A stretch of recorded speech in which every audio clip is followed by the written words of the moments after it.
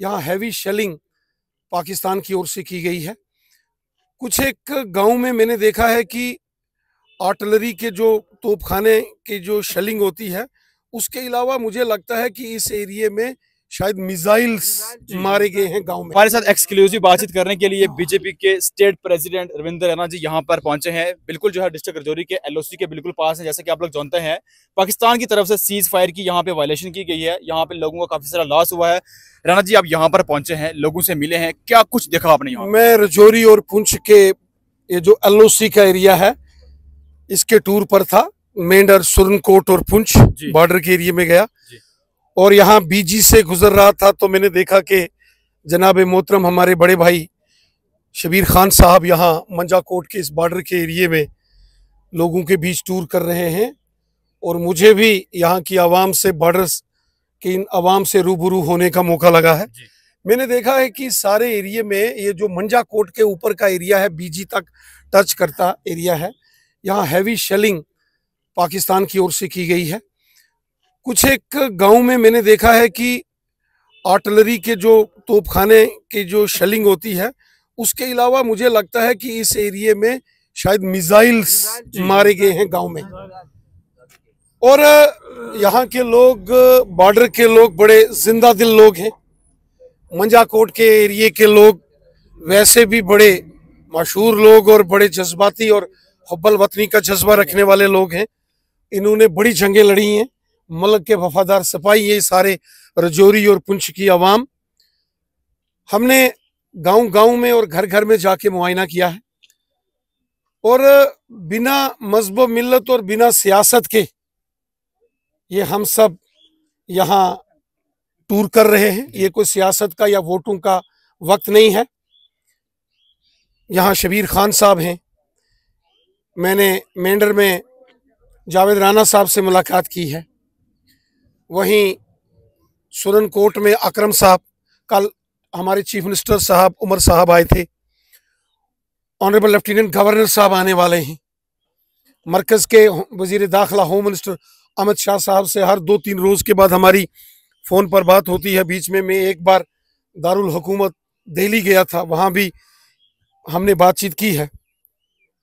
आगे भी हम सब मिलकर अपनी आवाम की बेहतरी के लिए, लोगों की बेहतरी के लिए हमने काम करना है और हम काम करते हैं।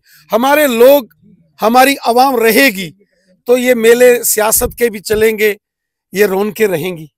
इस वक्त बिना मजहब मिल्लत और बिना किसी सियासी जमात के इस समय हम सब का ये फ़र्ज़ है कि लोगों की खिदमत करना। और मुझे बड़ी खुशी हुई जब मैं इस बॉर्डर के एलओसी के एरिया से गुजर रहा था तो मैंने देखा कि खान साहब, जो कि बड़े एक दानिश्वर सियासतदान हैं, यहाँ लोगों के बीच गांव गांव में घूम रहे हैं।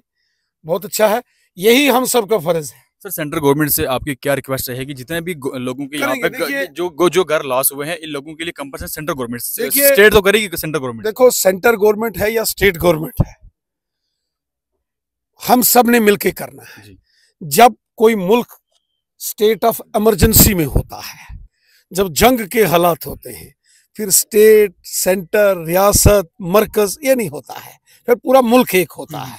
और हम सबको मिलके, मरकज की हुकूमत, जम्मू कश्मीर की हुकूमत, हम सब ने मिलके, और जो डिस्ट्रिक्ट की भी हुकूमत है जिसमें ये जी चेयरमैन साहब हैं, वाइस चेयरमैन, चेयरमैन, तो ये सबका काम है। ये सब ने मिलके करना है, हमने करना है और हम करेंगे और सब लगे। रैना जी, आपने ये नोटिस भी किया होगा, पाकिस्तान ने जो है मंदिर, मस्जिद और गुरुद्वारे के ऊपर जो है अटैक किया है।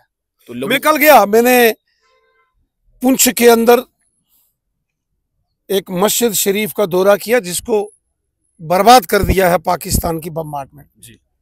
और मुझे अभी खान साहब ने बताया कि मंजाकोट में भी 1-2 ऐसी मस्जिद शरीफ हैं जहां बड़ी नुकसान हुआ है। जो गोला पार से आता है वो ये नहीं देखता कि ये हिंदू है, मुसलमान है, सिख है, ये मंदिर है, मस्जिद है, गुरुद्वारा है, वो नहीं देखते। उनके लिए हम सब, कोई हिंदू है, मुसलमान है, सिख है, वो सब हिंदुस्तानी है। वो ये देख के नहीं फायर करेंगे कि मंजाकोट में हिंदू है कि मुसलमान है। उनको पता है कि मंजाकोट, मेंढर, सुरनकोट, रजौरी, पुंछ, इधर सब हिंदुस्तानी है। ये हिंदुस्तान को निशाना बनाया तो जा सेंट्रल गवर्नमेंट यहाँ के लोगों के साथ खड़ी है। क्या बात, ये हमारे लोग हैं, हमारे लगते जिगर हैं जनाब। इन लोगों से हम, ये मुल्क के सेकंड लाइन ऑफ डिफेंस है जी। ये सेकंड लाइन ऑफ डिफेंस है, यही तो है। मैं आज आर्मी के एक बड़े कमांडर साहब से मिल रहा था, तो उन्होंने कहा लोग जब हम देखते हैं कि ये अपनी यहाँ जो रोजमर्रा का काम करते हैं तो उनकी भी हौसला अफजाई होती है जनाब।